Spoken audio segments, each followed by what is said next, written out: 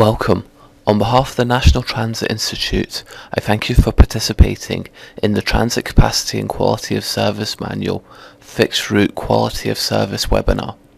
The National Transit Institute develops, promotes and delivers training and education programs for the public transit industry in the United States. We are pleased to have Paul Rees with us today. Paul Rees is a principal engineer with Kittleson and Associates, a transportation engineering and planning firm headquartered in Portland, Oregon. He was the principal investigator for the third edition of the Transit Capacity and Quality of Service Manual and previously served as principal investigator for TCRP Reports 88 and 141 on transit performance measurement. He is currently PI for TCRP Project A39, addressing transit preferential treatments on roadways, and NCHRP Project 719 on automated methods for pedestrian and bicycle counting. Now we will turn the presentation over to Paul. Thank you, Mike. Today we'll be talking about fixed route quality of service, chapters 4 and 5 out of the Transit Capacity and Quality of Service Manual. What I'm going to be talking about today are 6 main topics. First, we'll quickly go over the learning objectives for the webinar today. Then I'll talk about the different points of view that you can take when evaluating transit performance and what implications those have for the performance measures you choose. Then we'll focus in more on quality of service, which is looking at transit service and how it performs from the passenger point of view. So we'll take a look at what factors are important to passengers. We'll talk about the framework that the Transit Capacity and Quality of Service Manual uses for evaluating quality of service. And then we will look at the specific measures that are used by the manual to evaluate quality of service. Then finally, at the end of the webinar, I'll talk about ways that you can apply the quality of service framework to different planning applications, both for regional or city or statewide planning as well as for transit agency planning efforts. So today during the webinar, hopefully at the end of this, you'll understand the different stakeholder perspectives with respect to transit performance. You'll be able to understand what are the main things that passengers think about when it comes to transit service quality. You'll be able to define what quality of service is. You'll be familiar with how the manual approaches evaluating fixed route quality of service. And you'll be familiar with potential applications of the manual's measures to real-world transportation planning and transit activities. Now, I just want to point out that we'll be focused on fixed route quality of service as part of this presentation. In 2 weeks, 2 of my colleagues, Linda Charrington and Buffy Ellis, will be presenting on demand responsive transit, and the companion quality of service framework for demand responsive transit will be one of the topics they'll cover in that webinar in 2 weeks. So if you're familiar with the second edition of the Transit Capacity and Quality of Service Manual, here are the main changes that you'll see in the third edition.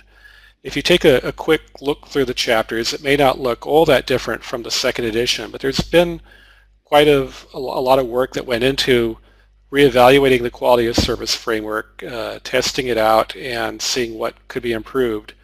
And these are the 4 main changes that occurred. The big one that people may notice are that we took away the level of service letters from the quality of service tables, and I'll explain why a little bit later on.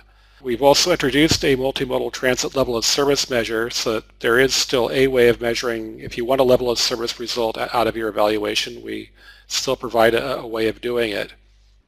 We've added a new section on applications of quality of service to real-world transportation planning activities, which is something that we've drawn from how people have actually applied the second edition of the manual.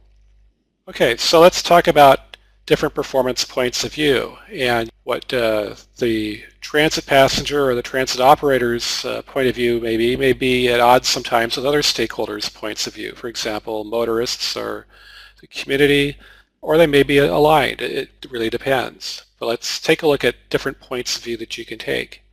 So here, this little graphic shows different stakeholders. So you've got the transit agency, you have passengers, motorists, the community at large, And they have a primary focus in different aspects of transit service, and I've listed some of them here: safety and security, maintenance, the economics of providing transit service, and so on. And there are different ways that you can measure in each of these areas. Now, a transit agency will hopefully be interested in all of these different interest areas, but historically the primary focus of transit performance measurement has been on the economic aspect of things. How much does it cost to provide service, and how many people use it, and not so much in some of these other areas. So when we look at quality of service, we're really looking at the areas that are most important to passengers. Things like availability, service delivery, safety and security, and how maintenance affects things like vehicle breaking down in the middle of its route. So when we talk about quality of service, we're talking about the passenger point of view, but we need to realize that other points of view are also valid and need to be considered.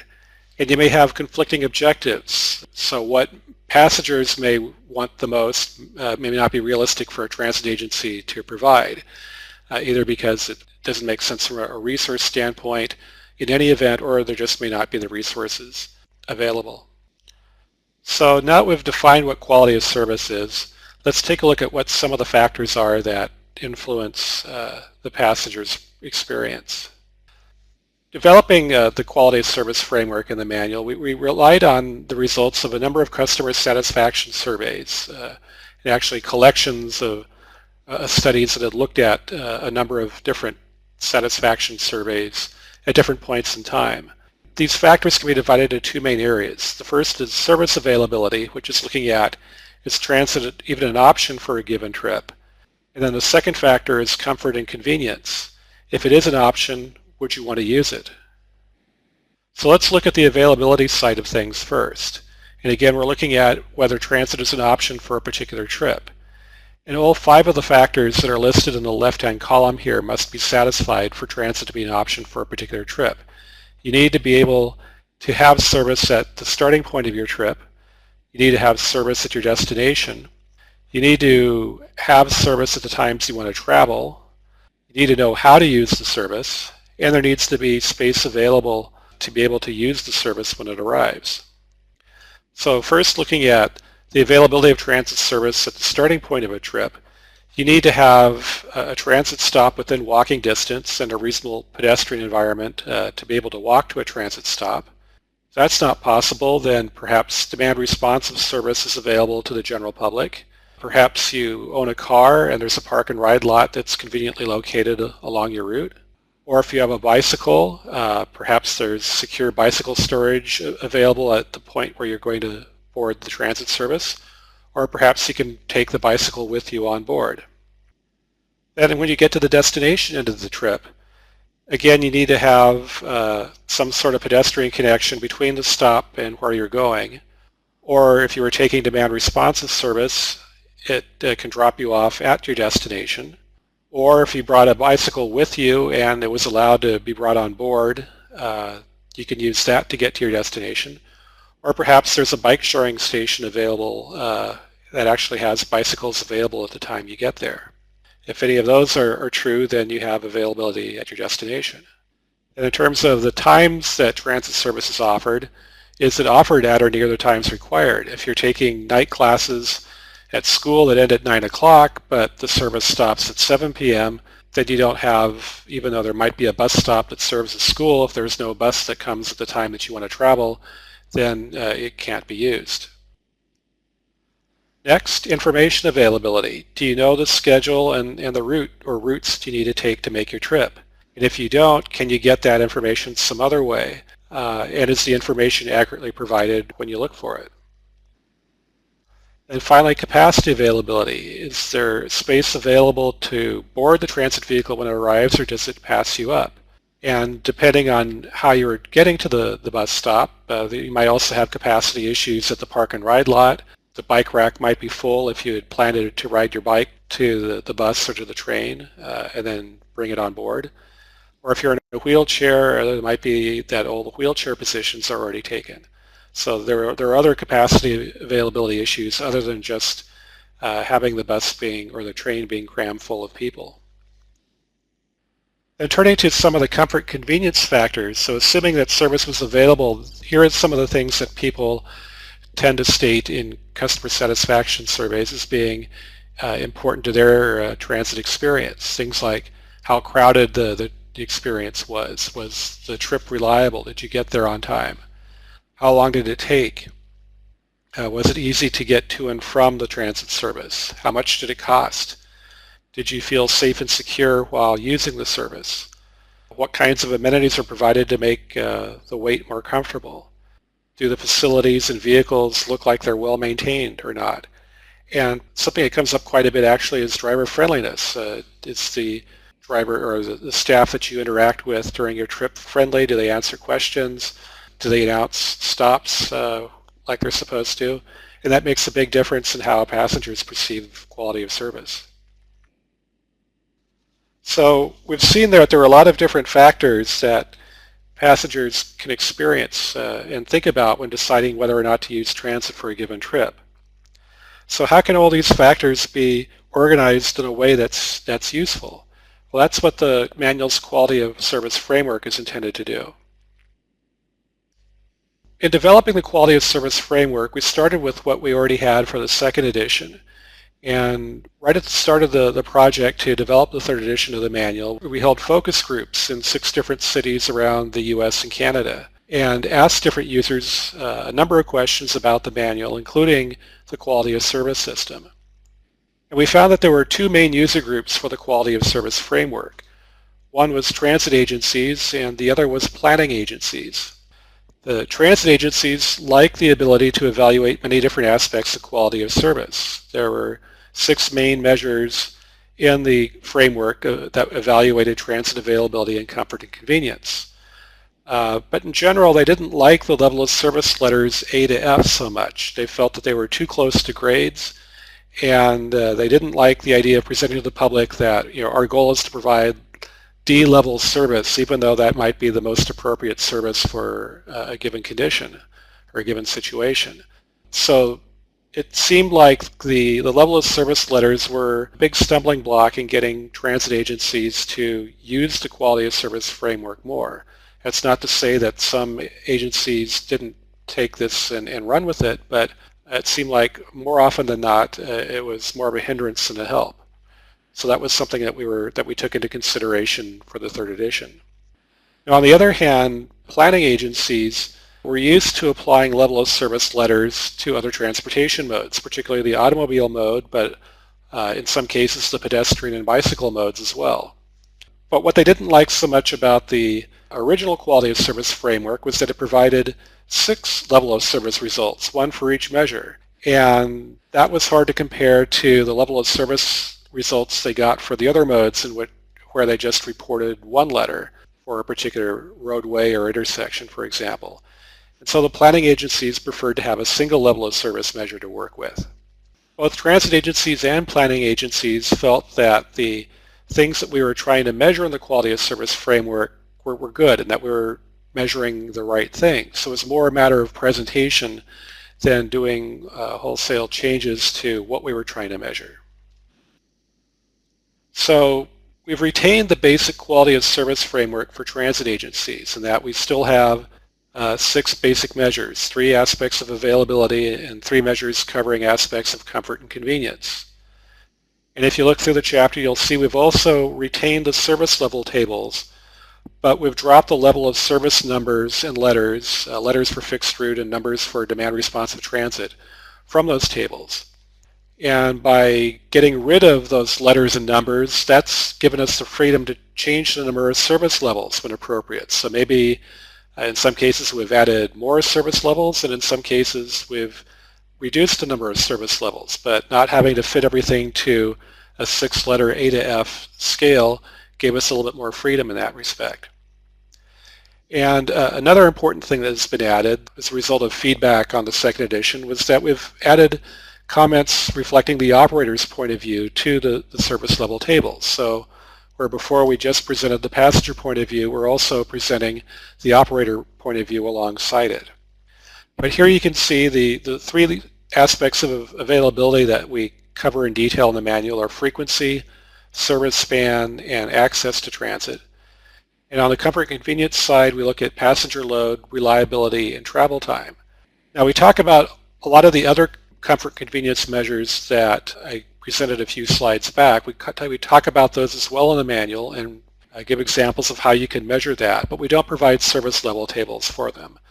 In some cases, like safety and security, it's hard to forecast what future conditions will be like for them. They're not the best measures to include in the quality of service framework from that perspective. But for evaluating existing conditions, we can certainly provide you measures that measure that aspect of quality of service. So now I'm going to compare how the service level tables look from what they were before in the first and second editions to what they look like in the third editions. And I'm going to use the service coverage measure as an example. Now in the first and second editions, service coverage was evaluated using a measure called percent of transit supportive area served. So we just looked at the portion of the service area that had sufficient household or job density to support hourly transit service at a minimum. And if you covered at least 90% of that area, then that service was rated level of service A. If you covered 80 to 89%, it was rated level of service B, and so on. And then there were comments provided in the service level table that described how passengers would perceive service at that particular level of service. Now if you look at now how it's presented in the third edition, it's a bigger table than before. In some cases, these tables actually run over more than one page now because we wanted to provide as many different perspectives as possible on these tables. But you can see that first, in this case, we have two different measures that we're using. At the highest service level, we're looking at percent of service area population served. And at the other service levels, we're looking at percent of transit supportive area served again. And so if we, for example, take this highest service level, from the passenger perspective, when you have 90% of the service area population served, transit serves nearly all destinations within the community. But at the same time, you may experience really long onboard travel time because routes may have to wind through neighborhoods to meet that service coverage standard. From an operator perspective, when you get this kind of service level, that generally means that the transit operator has made a policy decision to emphasize coverage over cost efficiency. They may feel that because the entire city pays taxes to support the transit service, that they want to provide service within a reasonable distance of as many people as possible. And that's a policy decision that they've made. But at the same time, you need to realize that if you have that level of service, portions of routes covering low-density areas are likely to be unproductive. And so we provide similar perspectives for all of the different service levels. So if you go down to the lowest service level from a passenger point of view with respect to access to transit, when less than half of the transit supportive area is served, that generally means that service is only being provided in the highest density corridors. So not so many destinations are being served, but what service is being provided is likely to be relatively direct and have relatively short travel times. And again, on the operator point of view, they've made a policy decision to emphasize cost efficiency over coverage. And those are kind of a local decision to make, whether you want to have a coverage focus, cost efficiency focus, or some mix in between. But by providing both of these perspectives, you can see where you end up from both an operator objective and how the passengers will perceive that particular quality of service. Now for the planning agencies that would like to have a level of service measure to use, we've provided what we're calling a multimodal transit level of service measure. This is a measure that was originally developed by a National Cooperative Highway Research Program project and later incorporated in the Highway Capacity Manual 2010. And it provides A to F letters that provide a level of service. And as we'll see a little bit later on in the webinar, this measure incorporates most of the factors that are used in the transit agency quality of service framework, but it provides a single level of service result. So that hopefully addresses some of the issues that planning agencies had with the old framework. And then the level of service result that you get from it can be directly compared to the results you get from similar measures for the automobile, bicycle, and pedestrian modes. The advantage of this is that if you have, for example, a level of service C result for transit and you have a level of service C result for the pedestrian mode, you can draw the conclusion that users of those two modes have a similar level of satisfaction using those modes along a particular roadway. Okay, now let's take a look at quality of service measures and how we specifically measure these different aspects of quality of service. So we'll start with frequency. And one of the things about the transit mode that's different from many of the other modes it competes with, the automobile, bicycling, walking, is that you can only use transit service at discrete times. If service is only offered hourly, then there's only a small window of opportunity each hour when you can immediately start a transit trip. The more frequent the service you have, the more opportunities a passenger has for immediate travel. And so transit service more closely resembles competing modes in terms of departure time convenience. Frequency is something that's attractive to passengers. As frequency improves, you get more ridership, but obviously putting more buses or trains into service has an impact on operating costs. So the service level table for frequency quality of service has 7 levels. The highest service level being 5 minutes or more frequent service. Second service level being greater than 5 to 10 minutes, followed by 11 to 15 minutes, 16 to 30 minutes, 31 to 59 minutes, hourly service, and then any service that's longer than hourly service. So here's an excerpt from the table. The full table covers more than a page, and so it would be much too small to try to put onto a slide. So for most of these, I'm just going to give you one excerpt so you can get a taste of how these measures work in each case. So this is the portion of the table covering frequency from more than 5 minutes up to 10 minutes frequency.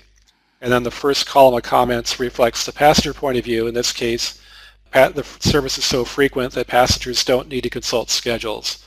But at the same time, at this level of service, it's possible to get bus bunching, which means that you might have to wait longer than you expected for a bus, and the loads from one bus to the next might be more variable. And from the operator point of view, this frequency, this quality of service is really only feasible on the really high-density corridors or in areas where routes converge to serve a major activity center or a transit center. Also at this quality of service, it's desirable to have an exclusive right-of-way to reduce the external impacts of traffic on transit operations and to keep operating speeds high, thus somewhat offsetting the operating cost impact of having the higher frequency. Okay, the second measure of availability is service span. Frequency looked at how often service was provided. Service span looks at how long is service provided during the day. And it helps determine the potential markets that transit serves. And here we want to think about different kinds of activities start and end. It could be employment, it could be school, it could be medical appointments, it could be shopping. It could be many other kinds of activities, but those are some of the more common ones. The longer the service span, the greater the number of potential passengers that you serve. Service span that goes into the evening hours serves non-traditional work hours, night classes. In some cases, transit agencies increase the span of service just on certain days like Friday and Saturday nights. And then when you provide a longer service span than needed to minimally serve a particular market, that gives passengers more flexibility. So maybe they don't have to take transit home right after the end of a traditional workday. It ends at 5 o'clock, but they can either stay and work later or they can do other activities before they take transit home.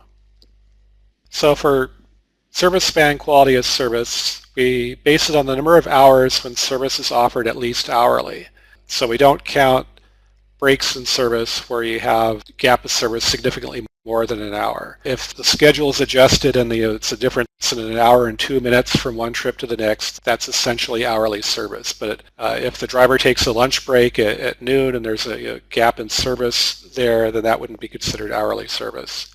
So it goes from 18 hours, more than 18 hours per day as being the highest quality of service, down to less than 4 hours per day where you're basically providing 1 or 2 trips from one place to another.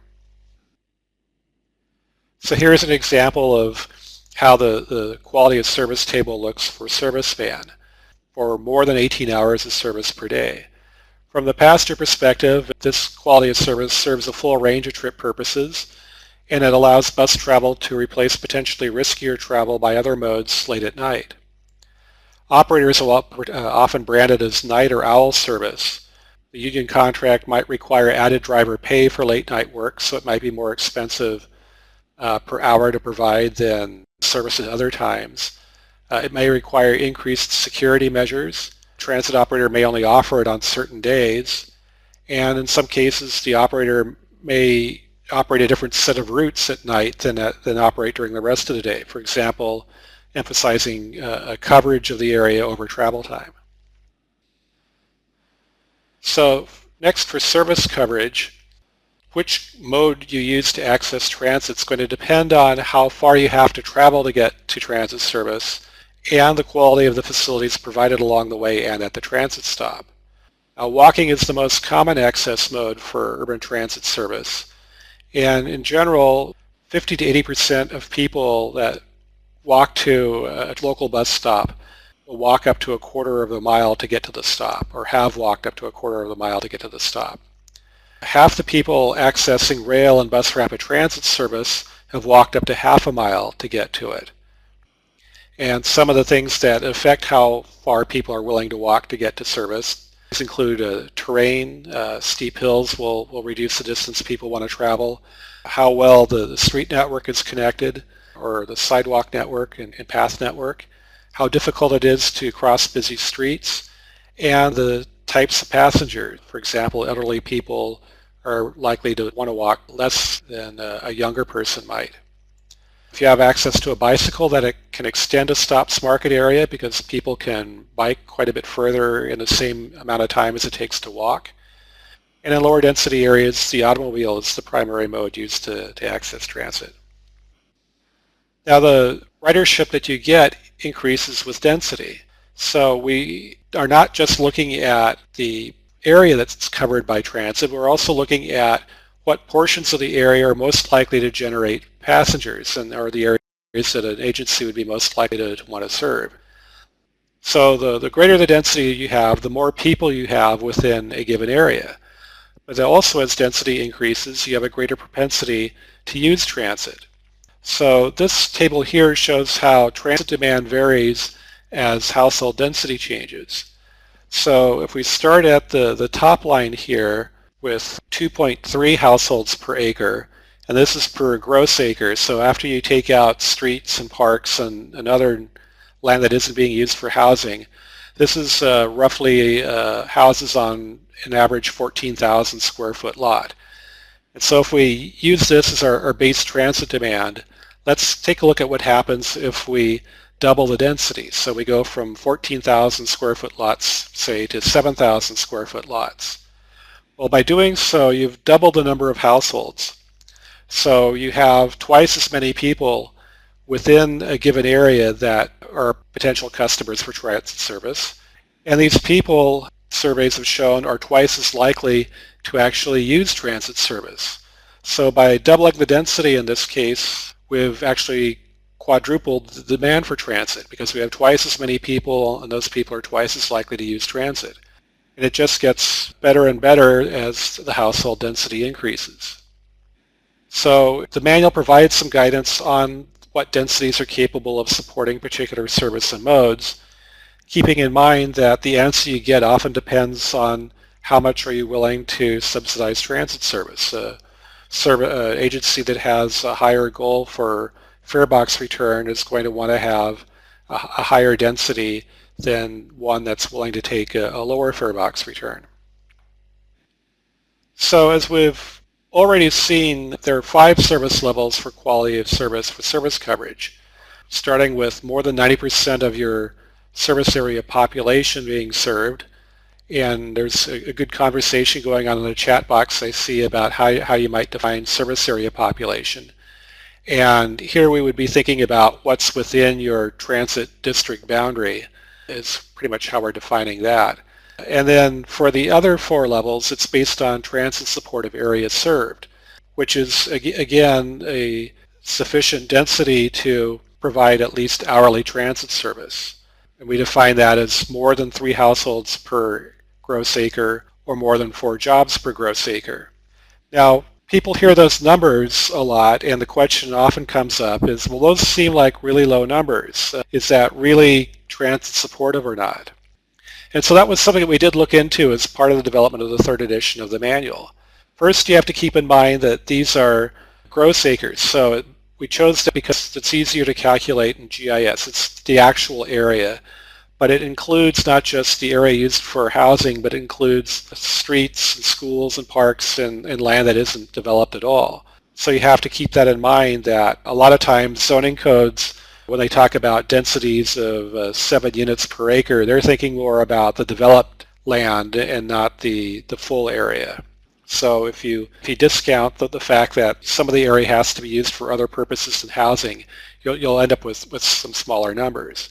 But then we went beyond that and went back to the original research that developed these numbers. You really have to go back, all the work that's been done generally leads you back to one big study that was done in the mid-1970s that was looking at how much service could you provide or what densities did you need to have to provide at least hourly bus service that broke even. Remembering this was in the 1970s, kind of at the end of the final stages of the era when you had private bus companies before pretty much everything got taken over as a public agency function. So obviously it's not easy to get any route to be profitable. There's going to be some systems will have their most highly patronized routes be profitable, but in most cases service is subsidized. So we took a look at what's happened since the mid-1970s, and we found that operating costs have increased by a factor of 7 since that time on average, while farebox revenue has only increased by a factor of 2.7. So what that means is that to provide the same amount of service as what was originally defined in the mid-1970s, either you have to increase the density level that you use to define what can support hourly service, or you have to accept a subsidy. In this case, if you had a 33% farebox recovery, then that would give you the same overall cost to provide service as what the original study had done. And as it turns out, back in 2010, the average farebox recovery for bus service across the United States is 27%. So it seems like the general relationships still hold. It's become more expensive to provide transit service, and the revenue that comes in, at least from the farebox, hasn't kept up with it. But the general relationship of how many households or how many jobs you need to support hourly transit service at a given subsidy still holds. Okay, so now we've gone and covered the availability measures. So let's switch now to the comfort convenience measures, and we'll start here with passenger load. And here, passengers perceive travel time in crowded conditions as being more onerous than travel in less crowded conditions, even when they have a seat. And there's been research done on how passengers' perceptions of time increase as the crowding increases. So even though it might, say, take 20 minutes to take a trip, people might feel that it really feels like 30 minutes just because it's a more uncomfortable experience. And research has shown that this value of time begins to increase at the point when about 80% of the seats within a transit vehicle are occupied. And then if you have to stand, the perceived value of time for the people who have to stand is considerably higher than those that are able to get a seat. So from the passenger point of view, quality of service drops as conditions get more and more crowded. On the other hand, from the operator point of view, the cost effectiveness of providing the service improves as loads increase. The passenger throughput that you have is better with higher loads. But at the same time, passenger boarding and alighting times increase because it's harder to get people into and out of the bus as the number of people on board increases, particularly the number of standees on board increases. So there's some pluses and minuses from the operator perspective with regard to increasing passenger loads. Now we have two different service tables for passenger load quality of service. One designed for vehicles designed for most passengers seated, and one designed for vehicles where most passengers are expected to stand when you're carrying a design load in the vehicle. Now, this is probably the third iteration that this table has gone through in the three editions of the manual. Well, in the first edition, there was pretty much one table for all vehicles, and that people felt didn't work so well. So in the second edition, we split it out between vehicles designed for most passengers seated and those designed for most passengers standing. But there was still one table, but different columns for different types of vehicles. And people still felt that was confusing. So now we've broken it out into two separate tables. And so hopefully people can understand that better. But vehicles designed for most passengers seated include nearly all buses, all commuter rail, all ferry, and certain kinds of rail vehicles that have narrow aisles and transverse seating. That is to say, seating where people are facing forward or backwards rather than facing the center aisle. And there's 6 service levels, with the best from the passenger's perspective being up to a 50% seated load, going up to, at the worst, where you have a load that's more than 150% of the seated load. So you have, for example, 40 passengers seated and more than 20 passengers standing. And then the other service table is designed for vehicles designed for most passengers standing. These include some special purpose buses, such as what Denver uses on the 16th Street Mall, and most light and heavy rail vehicles. And here again, there's 6 levels of service, with the best being more than 1 square meter of space per passenger, which equates to 10.8 square feet per passenger, and the worst being less than 0.2 square meters per passenger, or less than 2.2 square feet per passenger. We did this in metric mainly because most of the research that has been done on how passengers react to different levels of crowding has been done in metric units. So we kept that and then provided the equivalents in U.S. customary units. So here are examples of how the service tables look for passenger load quality of service. So if you have vehicles designed for most passengers seated and you have up to 125% seated load, so that would be, for example, 40 people seated and up to 10 standees, then that means up to 20% of the passengers in the vehicle must stand. So in this case, 10 out of the 50 people in all that are in the vehicle. And people can get to and from the doors reasonably easily, but the standees may need to shift position within the vehicle at each stop as other passengers get on and off. And based on value of time research, the seated passengers perceive the actual travel time as being up to 1.25 times as long as it actually was, while standees feel that it's more than twice as long as it actually was. From the operator point of view, it's very productive service, and agencies often use it as a service standard for off-peak bus service. But at the same time, when you have standees in the aisle, the dwell times may increase, and you may end up with a potentially slower service than if the vehicle wasn't quite so crowded. And if we look at the table for vehicles designed for most passengers standing and looking at the worst service level in this case, crush loading conditions, here moving to and from the doorways is extremely difficult. Passengers waiting to board may try to shift to a less crowded section of the vehicle, typically a train, which will increase the dwell time. And passengers waiting to board may choose to wait for the next vehicle, which increases platform crowding. So in this case, where the one above, passengers might not like it so much, but it was generally good from the operator point of view. Here it's not really good from either the passenger or the operator point of view. Okay, the second comfort and convenience measure is reliability. And from the passenger point of view, the more unreliable the service, the more time you have to allow for your trip, which might mean you have to arrive at the stop earlier than necessary because you're afraid that the bus or train will leave early, or you might even have to take an earlier trip than necessary because you're afraid you might miss a transfer, or you're afraid that it might come so late you might not get to work on time, for example.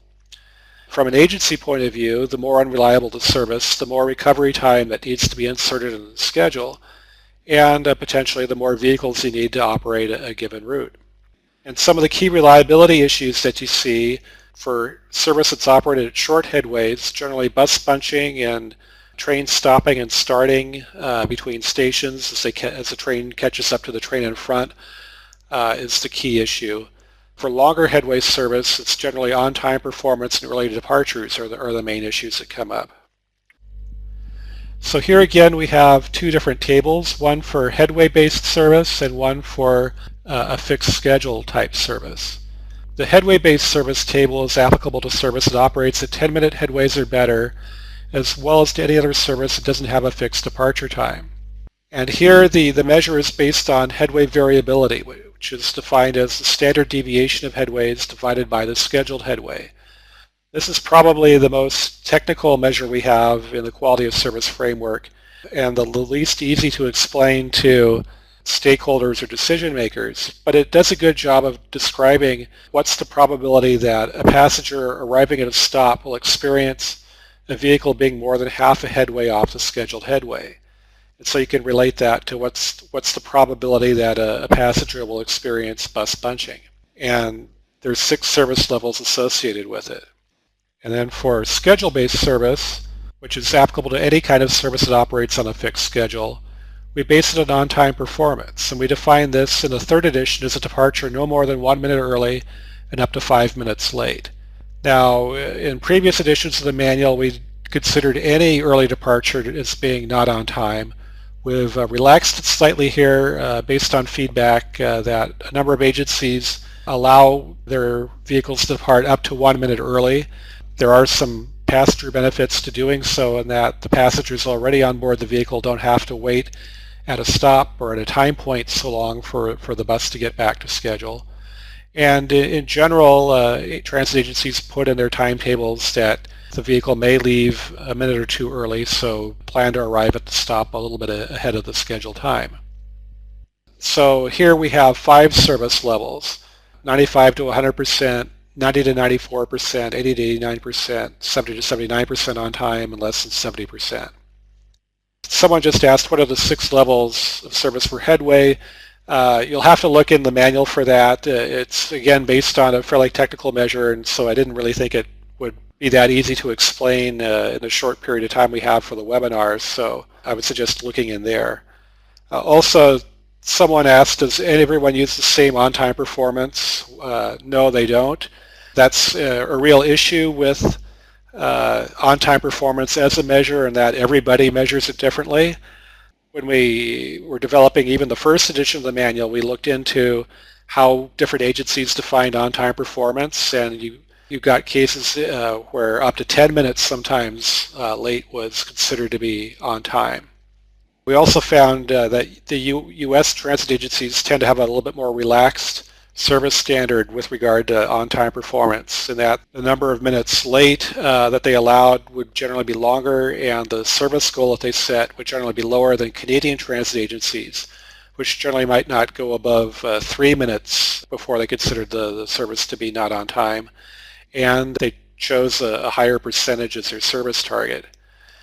So not everybody does that, but this is what the transit manual defines. As long as you know what the actual departure time was compared to the scheduled departure time, which is generally possible using automatic vehicle location data, you can measure it using the transit manual's definition, or you can use it using your own agency's definition using the same data. So now moving on to the final measure, travel time. It's an important passenger consideration in their mode choice. If it takes much longer to use transit compared to a competing mode, they're not likely to use it. It also impacts operating costs. The slower the route, the more vehicles that you need to provide a given headway. So the measure that's used in the 3rd edition is the ratio of in-vehicle transit time to in-vehicle auto time. This is a bit of a change from the 2nd edition, where it was the difference in travel time before, and also before was the difference in door-to-door travel time. We've moved away from the door-to-door aspect of it for 2 reasons. One, there was too much judgment involved in it, so it wasn't easy to compare one agency to another. Also, some studies that had been done when people applied this measure using regional transportation model data was that they found that the regional model tended to underestimate the out-of-vehicle time for transit and tended to overestimate the out-of-vehicle time for the automobile mode. So you weren't getting a real good comparison between the 2 modes. So For the third edition, we've narrowed it down to in-vehicle time because there's more ways of getting that data. And we've based on a ratio because we think that probably works better for a wider range of system sizes, both smaller systems in smaller cities and larger cities as well. So here there are 6 service levels, and they're actually simple enough that you can show them all on one slide. But basically, the best service level is where, from the passenger perspective, it's a faster trip by transit than by automobile, which is feasible when transit operates in a separate right-of-way and the roadway network is congested. And then it progresses down to where it takes more than twice as long for a trip by transit than for the automobile. That would be something that all passengers would find pretty tedious, but it might be the best possible result in a small city system that emphasizes coverage over direct connections. Okay, so now we've taken a look at the 6 quality of service measures that have service tables associated with them. And we feel that those are primarily oriented towards transit agency use, particularly for transit agencies that want to set service standards based on these different aspects of quality of service. Now, as I said, we've also developed another measure for planning agencies that we're calling multimodal transit level of service. And this incorporates many of the same elements that you find in the transit framework, but it ends up giving you just one level of service result at the end that incorporates many of these different quality of service factors. And this measure draws from research into how riders respond to changes in quality of service, and also from research into how passengers' experience of time changes under different quality of service conditions. So this measure incorporates 3 main elements. One is the frequency of service, and then that has a direct impact on ridership response. Another element is travel time, or more accurately, perceived travel time. That also has a known ridership response to travel time. And then the third element is the pedestrian environment, where if you have good transit service but nobody can get to it, that knocks down the level of service score. And so that allows an agency to plan, for example, sidewalk improvements to improve access to transit stops and show an improvement in transit level of service as a result. So if you have a really good pedestrian environment, that gives you a better transit level of service than you might have gotten just from the transit aspect of it. And you have a really poor pedestrian environment, that drops the level of service. And then some of the factors that go into the perceived travel time element of this measure include the amenities at the bus stop. So for example, providing shelters and benches make the time pass a little bit more quickly for passengers, so that provides a travel time benefit. The reliability of the service actually is a disbenefit if you have to wait a couple minutes longer and then you perceived it as being longer than it actually was because you weren't sure when the bus was going to come or the train was going to come. The more crowded the conditions on board the vehicle, then the more onerous the time is perceived, and then the actual travel speed. So this measure comes up with what we call a transit weight ride score. So it's really looking at 3 aspects of using transit. First is getting to the transit service in the first place. That's really the pedestrian environment.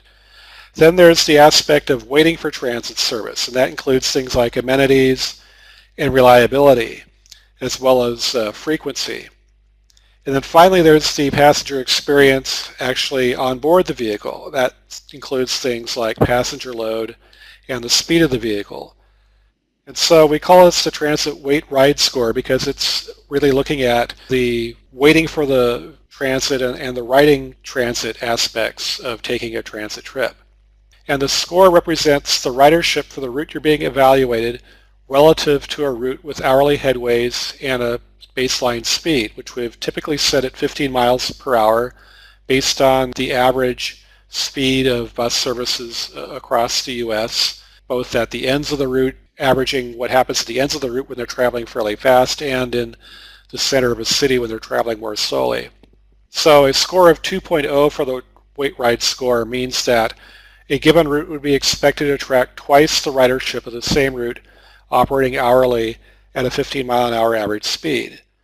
Now you don't really need to know what the ridership of the route is to use this measure. It's just looking at relative ridership based on improvements in frequency and improvements in perceived travel time.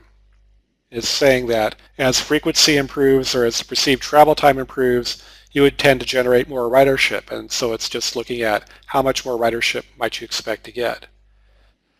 And then that weight ride score is put into a fairly simple equation along with the pedestrian level of service score. And it comes up with a value that's used to compare to an automobile or a bicycle or a pedestrian level of service score. And also just want to mention once again, there's a demand responsive quality of service framework, and that's something that will be covered in the demand responsive transit webinar. Okay, so now we've gone through the quality of service measures and the framework. Now let's take a run through different applications. And so again, as part of the focus groups and the outreach that we did at the start of the project, developing the third edition of the manual, we took a look at how different transit and planning agencies had actually applied the measures in the second edition of the manual and got ideas from there. So here are some of the different potential applications for the quality of service framework. Some of these are more from a planning agency perspective, a city, county, regional, or statewide planning organization. And then some of these, like the last five in the list, are more from a transit agency planning perspective. And we'll go through each of these in turn. So we'll start off with comprehensive planning. And multimodal comprehensive plans often provide goals, policies, and objectives for the transit service provided or desired to be provided in a particular area. These service goals may be aspirational when the plan preparer is not the service provider, but they may also become the basis for service standards when the plan preparer is the service provider. So the quality of service measures relating to availability can be used to set objectives and demonstrate the impact of different land use densities and street network patterns on transit access. Now, long-range transportation plans identify city or region-wide transportation needs over a longer period of time, 20 years or more. If the agency preparing the plan isn't the service provider, these types of plans often focus on the actions that can be taken to support transit. For example, sidewalk improvements. This was a really common application of the quality of service framework from the second edition. But what we found was that a lot of agencies just used it to evaluate existing transit service quality. And really the real benefit of using it for long-range transportation planning is to evaluate different alternatives and evaluate how the service quality differs between different future alternatives. And that can be a real aid when you're trying to choose one alternative over another. Now, if you're looking at statewide transportation planning, even though the National Transit Database doesn't really collect a lot of measures other than safety and security measures that directly reflect the passenger point of view, there are some measures that you can derive from data in the National Transit Database that more closely reflect the passenger point of view. And you can measure these on a statewide overall basis, or you can break out your agencies into different population sizes and provide measures by population range. And so some of these example measures that are described in the manual include average system peak period headway, average system speed, and system service span. And you don't need any special data collection to measure these. They're already available from data that's already been collected for the National Transit Database. Okay, moving on now to service standards development, which is something that we're hoping that the quality of service framework in the third edition will get used for in the future. You can use this to set service standards based on what kind of passenger quality of service you'd like to deliver with the trade-off of what resources are available at the agency. And so you could even set two service standards, one more aspirational if you had more resources, and one as a realistic standard based on the resources you have at the given time.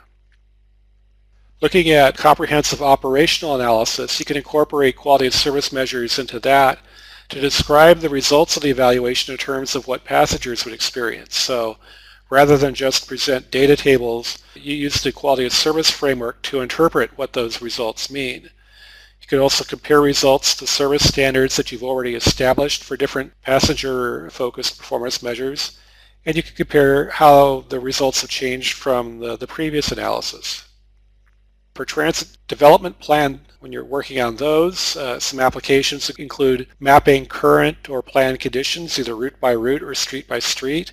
The measures can be used for prioritizing improvements. They can be used for service equity and environmental justice comparisons, and they can be used as part of a peer review process. And the applications section at the back of Chapter 5 discusses how you can do this in more detail.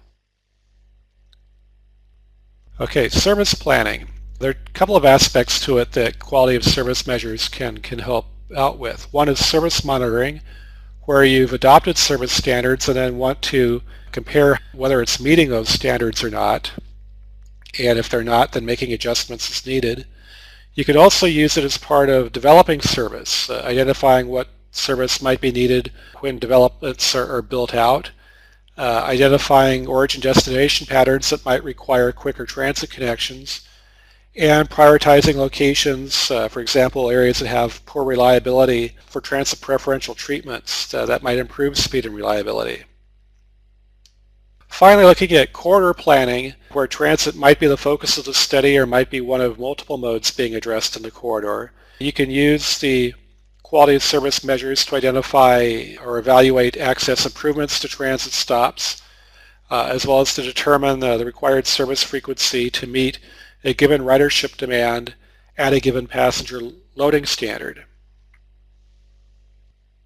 For more information, you can look at chapters 4 and 5 of the Transit Capacity and Quality of Service Manual. You can get a hold of printed copies or chapter downloads from the sources that are listed on the screen here. On the CD-ROM, there's a quality of service presentation, very similar to what I've just gone through here in the webinar, but it has a few more details that aren't covered here in the webinar.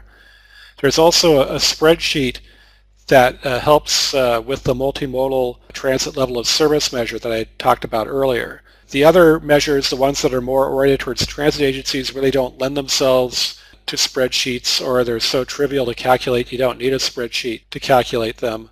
But for the multimodal transit level of service measure, there is a spreadsheet on the CD-ROM, or that can be downloaded from the TCRP website that can help out with that measure. And just want to acknowledge the other team members on TCRP Project A15C that helped develop the manual. Besides Kittleson Associates, we had Parsons Brinkerhoff, KFH Group, Texas A&M Transportation Institute, and Arup.